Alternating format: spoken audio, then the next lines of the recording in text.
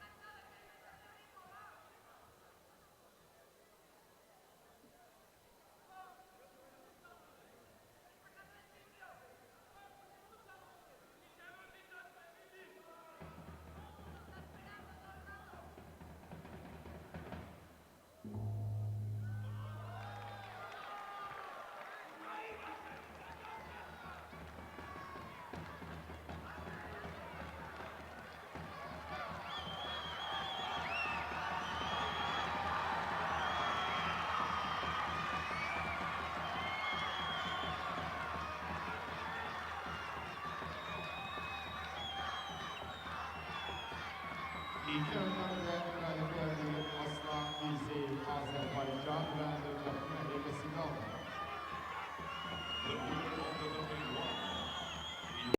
برمیگردیم دوستان عزیز به نبرد پهلوانان سنگین وزن. تیمور رحیموف جودوگی سفید مبر کرده است، بر مقابل پهلوان گرجی میبراید. اینانشویلی سابا پهلوان است که سال گذشته در قهرمانی جهان جوانان نشان طلا به دست آورده بود و از قهرمان جوانان گشتینی جدا تیمور رحیموف نشان برنجی دارد و این معنای را ندارد که یعنی پهلوان گرجی از روی دستاورد از تیمور رحیموف بالا میستد. تیمور رحیموف میان کلانسولان تجربه غنی دارد و پهلوان گرجی باشد اکنون پیوسته است به هیئت دسته کلانسالان در وزن جمعی 100 کیلو بار اول در چنین مسابقات سطح جهانی میبراید. اکنون ما نبرد را تماشا میکنیم و خلاصه میبرایم که تا کجا امروز این جایزه‌دار با قهرمان جهان جوانان گشتین میگیرد.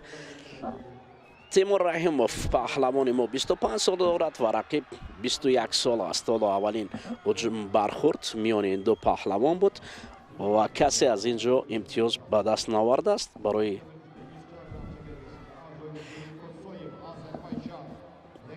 پهلوان ما لازم است که هجوم کند. رحیموف قد بلندی و برای امکانیت خواهد داد برای انجام اصول ها. ببینید سابا اینانشویلی هم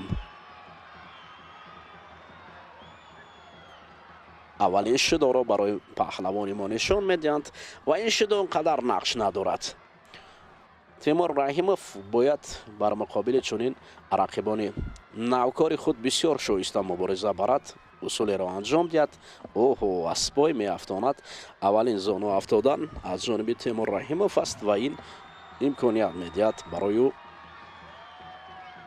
تا راهش وسیع تر گردد. خب می رویم اکنون به ادامه نبرد. حرکت های پهلوانان زیادتر می شود. گشته برگشته اینانشویلی در اینجا پرتافت بردارو می کند و یک وزری برای رحیموف نشان دادن این پرتافت را. اکنون پهلوان ما با یک وزری پیش می رود. خب اینانشویلی مقابل تیمور رحیموف پشتینش را پرزورتر می کند. حالا در گرند اسلم امسال پهلوانان جوانی که با پرگی در حیات نو برآمدند. خب تا کجا برای پهلوان ما امتیاز می آورد.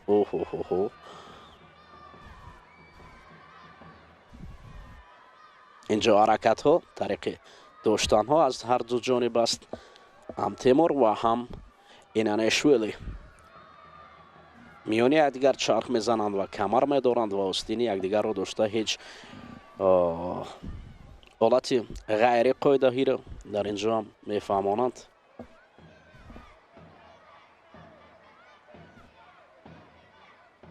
اکنون اینانشویلی یک شده برای غیر قاعده داشتن میگیرد و راه تیمور حالا شده تر میگردد و در مسیر نیمه نهایی چهار یک نهایی رفتن و باید قوی تر و خوبتر گشتن گیرد. اما رقیب جوانش هر لحظه میخواهد که نشند و وقت را به اینابت گرفتن برای تیمور رحیموف هم لازم است تا اینکه در اینجا مقابل حریفش خوب ایستد.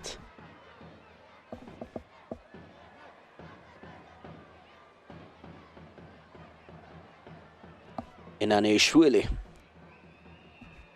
حالا قدرت ندارد دیگر بر مقابل تیمور رحیموف مبارزه بردند. پهلوان ما میتواند که طریق گریبان در اینجا باقی کردن و استفاده میبرد. حالا اکنون این سنگین وزن ها از جای برمیخیزند و ادامه نبرد میان آنها جریان میگیرد و یگانه پهلوانی که حالی حاضر ما امید به آن میبندیم و باوری داریم که امروز لبخند برای مخلصان میآورد. این تیمور رحیموف خواهد بود. برحال پیش ما حرکت نمیکنیم، ما منتظر میشویم تا اینکه ببینیم چی حالت رخ میدهد. نوبت دیگر برای افتادن رقیب تیمور رحیموف حرکت میکرد. حالا فرصت آن است که با این یک وزر تیمور رحیموف در حالت استحکام رقیب را نگاه داشتن. امکانیت خوب دارد. پهلوانان سنگین وزن حالت استحکامی داشتند. خب داور مته میگوید اشاره بران کرده است که گشتین توقف شود و اکنون اثر نو تچی واسه گشتین آغاز یابد تا نبرد خوبتر و بهتر گردد. حجمه رفر دوباره آنها را با هم آورده است. کمتر از 40 ثانیه دیگر مبارزه برای رقابت های چهار یک نهایی. چه متایی که دست می داشت تیمور می توانست که رقیب را پهلو افتاند.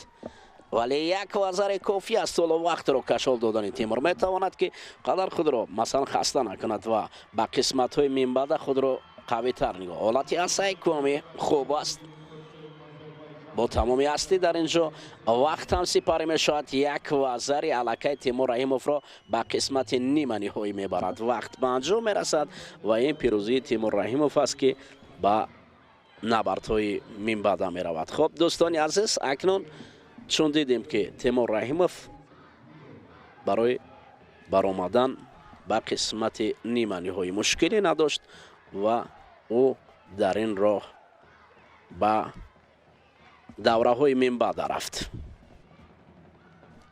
دوره های انیقترش نیمه نهایی.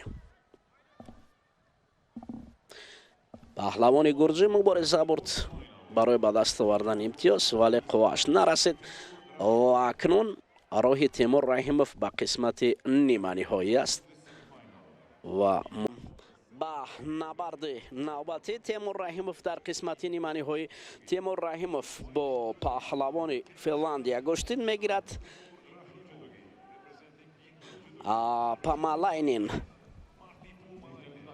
پومالاینین این پهلوان فنلاندی است. ما یادداشت خوب داریم هر نوبتی که تیمور رحیموف با این پهلوان فنلاندی گشتین میگرفت دست بالا میشد و این گشتین است. حالا اکنون میبینیم که از این یادداشت نیک دوباره تیمور رحیموف میتواند که راه خود را به قسمت فینالی فراخ نماید و به مشکلی رود تا اینکه در قسمت فینالی نبرد خوب شود. خب به هر حال ما منتظر میشیم و اولین لحظه است که چست و چالاکی تیمور رحیموف را نسبت به پومالاینین میبینیم. این پهلوان فنلاندی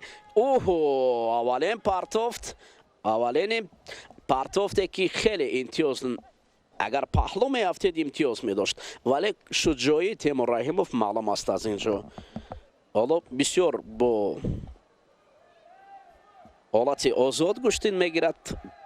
نوبت دیگر اکنون ببینید حتی از دلار قسمتی از مخلصان تیمور صدا بلند میکنند. پومالاینین مقابلت این حالت برای این پهلوان فنلاندی هم مارتی و این کمفعالی مارتی است که برای اولین بار شد نشان میدهد رفری مرکزی و گشتین ادامه می‌یابد. تیمور گشته و برگشته برای گریبان رقیب داشتند جهد دارد و راهش برای فینال بسیار خوب باید تعیین نماید. این شست‌های بر دروغی که از جانب پومالاینین است هیچ نتیجه نمی‌آورد. فالش اتاک میگویند.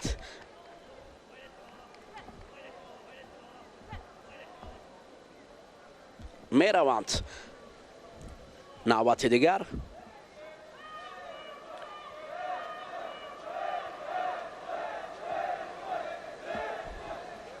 حالا اکنون راستو ایستادند. قد بلند تیمور دستان درازی و باید برای پرتافت رقیب که اینقدر یادداشت‌های خوب یعنی نتیجه های خوبه که هر نوبتی که مقابلی می برآمد دست بالا می شد. حالا هم مستحکم داشته است. این نوبت هم شدای دویم را برای پومالاینین نشان میدهند. تیمور رحیموف اکنون دو قدم استوارش به قسمت فینالی ولی ببینید پومالاینین هم برای سر کتف کردن آماده است. نصف وقت اساسی باقی مانده است تا اینکه در قسمت فینالی مبارزه قوی تر شود. پای می درازد. خب تیمور رحیموف رقیب را مستحکم داشته است. پومالاینین از مرکز میدان می براید. در نزد تیمور قواش خیلی ضعیف است این پهلوان فنلاندی را.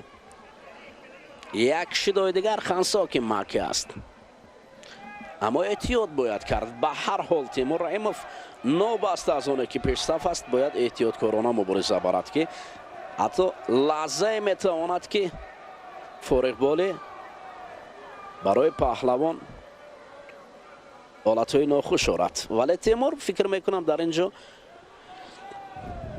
شتاب ندارد و کار خود را بسیار خوب انجام دادنی است. حالا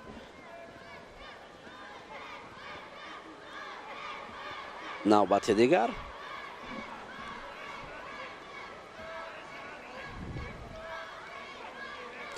حجمه میگوید رفری.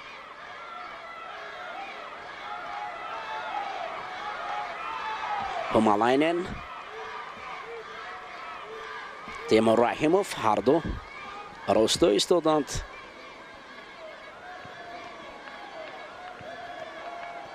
در وزن سنگین نه، این حرکت های بردار است که از جانب پومالاینن اجرا می شود، ولی ما را هم یک شیدا نشان دادند.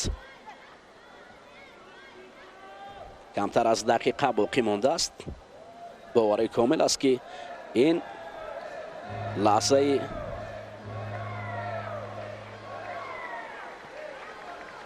دقیقه را تیمور رحیموف ثمرانه استفاده میبرد. اما نشستهای پومالاینن باید برای تیمور مانع نشود.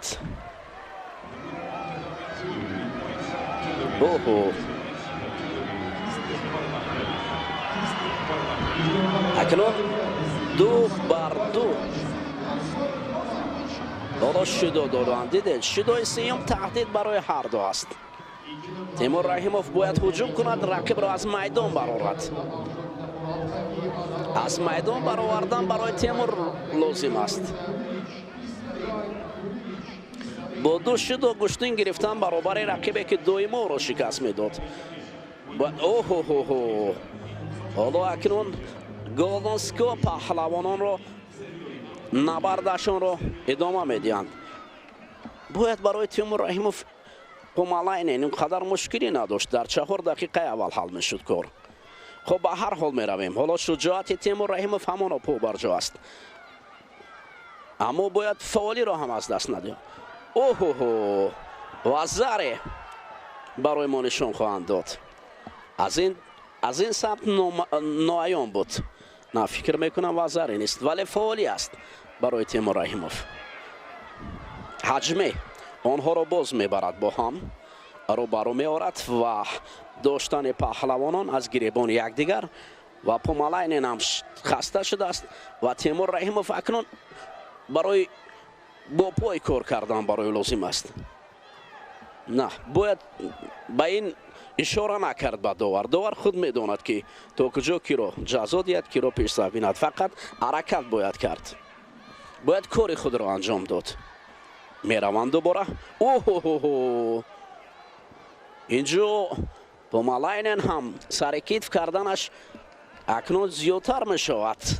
باید تیموری را نیز به نظر گیرد. هیچ وقت رقیب را باید ایپان است. اکنون کار رنگین شد.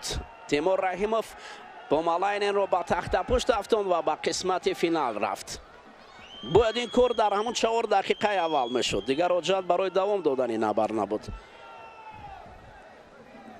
اکنون دوستان عزیز ما در قسمت فینال هستیم و از جفتی که بعد از اینها مبارزه میبرد، یا پهلوان ازبک یا پهلوان میزبان با تیمور رحیموف در قسمت فینالی گشتین میگیرد. حالا نوروشن است که یا جمال یا علیشیر یوسپوف با تیمور رحیموف در قسمت فینالی این شام مبارزه خواهد برد.